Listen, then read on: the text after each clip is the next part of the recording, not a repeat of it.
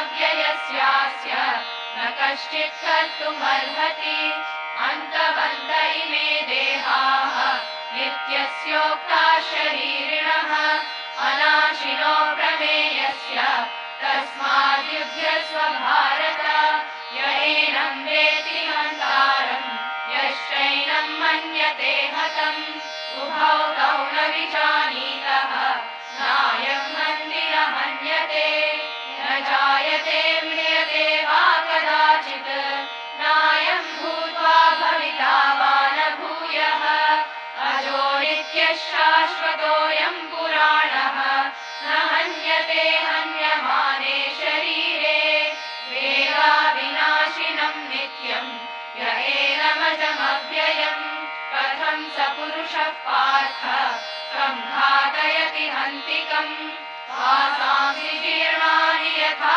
विहाय नवानि गृह्णाति नरोपराणि तथा शरीराणि विहाय जीर्णानि अन्यानि संयाति नवानि देहि नैनं छिन्दन्ति शस्त्राणि नैनं दहति पावकः न चैनं क्लेदयन्त्यापः न शोषयति मारुतः अच्छेद्योऽयमदाभ्योऽयम् अक्लेद्यो शोष एव च नित्यः सर्वगतस्थाणुः अचलोऽयं सनातनः अव्यक्तोऽयमचिन्त्योऽयम् अविकार्योऽयमुच्यते तस्मादेवं विदित्वैनं नानुशोचितुमर्हसि अथ चैनं नित्यजातं नित्यं वा मन्यसे मृतं तथापि त्वं महाबाहो नैवं शोचितुमर्हसि जातस्य हि ध्रुवो मृत्युः ध्रुवं जन्म मृतस्य च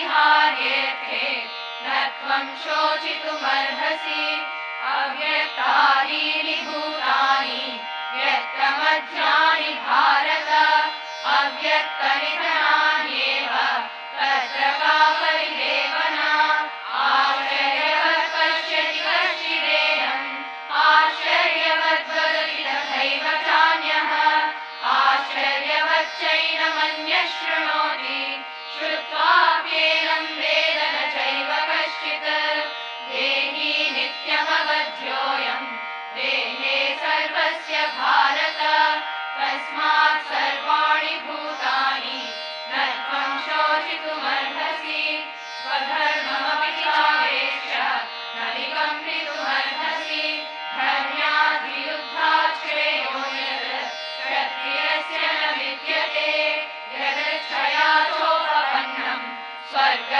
स्वर्गद्वारमपावृतं सुखिनः क्षत्रियाः पार्थ लभन्ते युद्धमीदृशम् अथ चेत्त्वमिमं धर्म्यं सङ्ग्रामं न करिष्यसि ततः स्वधर्मं कीर्तिं च हित्वा पापमवाप्स्यसि अकीर्तिं चापि भूतानि कथयिष्यन्ति ते व्ययाम् सम्भावितस्य चाकीर्तिः मरणादतिरिच्यते भयाद्रणादुपरतं मंस्यन्ते त्वां महारथाः येषां च त्वं बहुमतः भूत्वा यासि लाघवम् अवाच्यवादांश्च बहून् वरिष्यन्ति तवाहिताः निन्दन्तस्तव सामर्थ्यं ततो दुःखतरं नु किम् हतो वा प्राप्स्यसि स्वर्गं जित्वा वा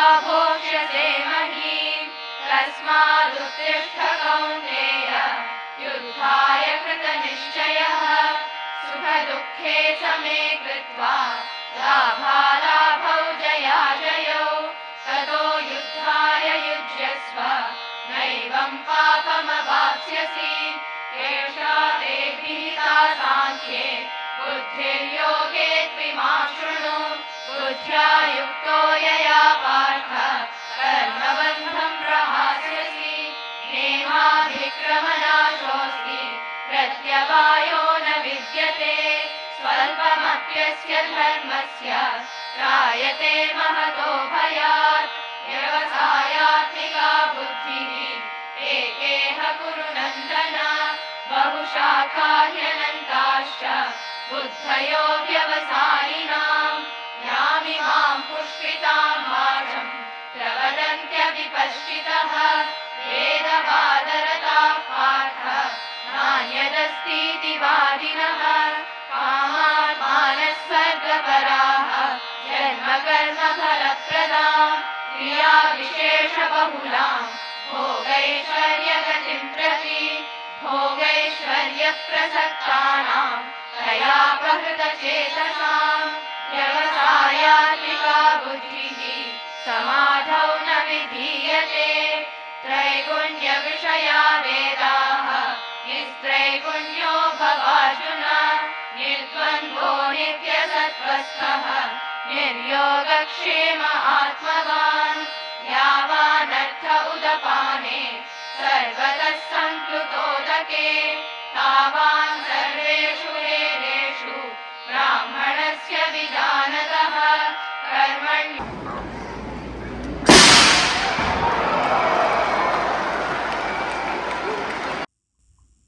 కృష్ణం వందే జగద్గురు. ఈ 50వ సంవత్సరం దీన్ని గోల్డెన్ జూబ్లీ అని అంటాం కదా, ఇది స్వర్ణయాత్ర అని కూడా పిలుస్తున్నాం. ఈరోజు నాకు చాలా ఆనందంగా ఉంది. వేల మంది విద్యార్థులు ఎంతో భక్తితో, శ్రద్ధతో, నియమంతో సంపూర్ణ భగవద్గీత పారాయణం పూర్తి చేశారు. అందరికీ శ్రీకృష్ణుడి ఆశీర్వాదం కలగని అని ఆశీర్వదిస్తూ, భగవద్గీత ధర్మానికి శాశ్వతమైన స్వరం లాంటిది. ఆ స్వరం వింటేనే సమస్త పాపాలు పోతాయి, వేణుస్వరం విన్నట్టుగా. ఇలా జీవించాలి, ఎలా జీవించాలి, ఎట్లా జీవించాలి, ఎట్లా బతకాలి, ఎట్లా ఆలోచన చేయాలి, ఎలా సేవ చేయాలి, కష్టాలను ఎలా ఎదుర్కోవాలి, మనస్సును ఎలా ప్రశాంతంగా ఉంచుకోవాలి, ఇవన్నీ గీత మనకు నేర్పిస్తుంది. ఈ ఒక్క మతానికే, ఒక్క దేశానికో చెందినవి కావు అనుకున్నారు కదా మీరు. ఒక మతానికి అది అని కాదు, ఈ యావత్ మానవాళికి, మనందరికీ చెందినవి. సనాతన ధర్మం మనకు ప్రతి మనిషిని గౌరవించడం నేర్పుతుంది, ప్రతి సంస్కృతిని గౌరవించడం నేర్పుతుంది, ప్రతి దేశాన్ని ప్రేమించడం నేర్పుతూ ఉన్నది. ప్రకృతితో స్నేహంగా ఉండటం కూడా నేర్పుతుంది, కోరికలు లేకుండా సేవ చేయడము నేర్పుతుంది, ప్రతి జీవిలో దైవాన్ని చూడడం నేర్పుతుంది. వసుదైవ కుటుంబకం అంటే ఈ ప్రపంచమంతా ఒకే కుటుంబం. అది ఒక నినాదం కాదు, అది జీవించే విధానం. ప్రపంచమంతా శాంతిగా ఉండాలని, ప్రతి కుటుంబము సుఖ శాంతులతో వర్ధిల్లాలని ప్రార్థించడానికే మనమంతా ఇవాళ ఇక్కడ చేరుకుని ఏకకంఠంతో గీతాపారాయణం చేశాం. మనకు ఆశ్రయం ఇచ్చిన ఈ అమెరికా, ఈ దేశానికి మనం ఎప్పుడూ థ్యాంక్ఫుల్గా ఉండాలి. ఈ దేశం శాంతితో, సమృద్ధితో, స్వేచ్ఛతో ఎల్లప్పుడూ అభివృద్ధి చెందాలని ప్రార్థిస్తూ ఉండండి. ప్రపంచంలోని ప్రతి దేశం పరస్పర గౌరవంతో, స్నేహభావంతో, సహకారంతో వర్ధిల్లాలని కోరుకుందాం. మన హృదయాల్లో ప్రేమ, మనస్సులో జ్ఞానం, ఆ కుటుంబాలలో ఐక్యమత్యం పెరగాలి, సమాజంలో ధర్మం నిలవాలి. భగవద్గీత సందేశం మనందరినీ శాంతికి, సేవకు, కరుణకు, మానవత్వానికి సాధనలుగా మార్చాలి. ప్రతి ఇంటిలో శాంతి ఉండాలి, ప్రతి హృదయంలో శాంతి ఉండాలి, ప్రపంచమంతా శాంతిమయంగా ఉండాలి. లోకాః సమస్తాః సుఖినో భవంతు. ఓం శాంతి శాంతి శాంతి. God bless America, God bless India, God bless the world. జై గురుదత్త, శ్రీ గురుదత్త. హరి ఓం తత్సత్. కృష్ణం వందే జగద్గురు. అందరూ కొత్త వాళ్ళు కూడా చేరుకుంటారు కదా, చేరుకోండి, మీకు అందరికీ మంచిది.